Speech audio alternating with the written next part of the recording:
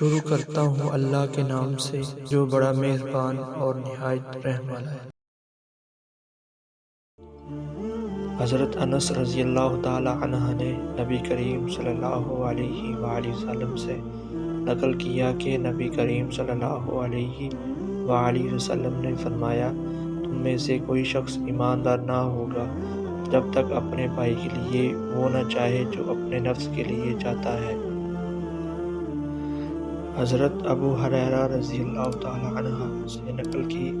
کہ بے شک رسول اللہ صلی اللہ علیہ وآلہ وسلم نے فرمایا، قسم ہے اس ذات کی جس کے ہاتھ میں میری جان ہے، تم میں سے کوئی بھی ایماندار نہ ہوگا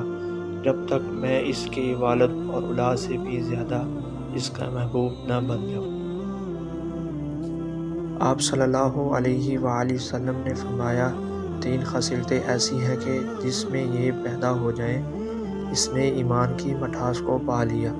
اول یہ کہ اللہ اور اس کا رسول اس کے نزدیک سب سے زیادہ محبوب بن جائے۔ دوسرا یہ کہ وہ کسی انسان سے محض اللہ کی رضا کے لیے محبت رکھے۔ تیسرا یہ کہ وہ کفر میں واپس لوٹنے کو ایسا برا جانے جیسے کہ آگ میں ڈالے جانے کو برا جانتا ہے۔ رسول اللہ صلی اللہ علیہ وآلہ وسلم نے اس وقت جب آپ کے گرد صحابہ کی ایک جماعت بیٹھی ہوئی تھی فرمایا کہ مجھ سے بیعت کرو اس بات پر کہ اللہ کے ساتھ کسی کو شریک نہ کرو گے، چوری نہ کرو گے، زنا نہ کرو گے، اپنی اولاد کو قتل نہ کرو گے اور ناآمدہ کسی پر کوئی ناحق بہتان باندھو گے اور کسی بھی اچھی بات میں اللہ کی نافرمانی نہ کرو گے۔ جو کوئی تم میں اس عہد کو پورا کرے گا تو اس کا ثواب اللہ کے ذمہ ہے، اور جو کوئی ان بری باتوں میں سے کسی کا ارتکاب کرے اور اسے دنیا میں اسلامی قانون کے تحت سزا دی گئی تو یہ سزا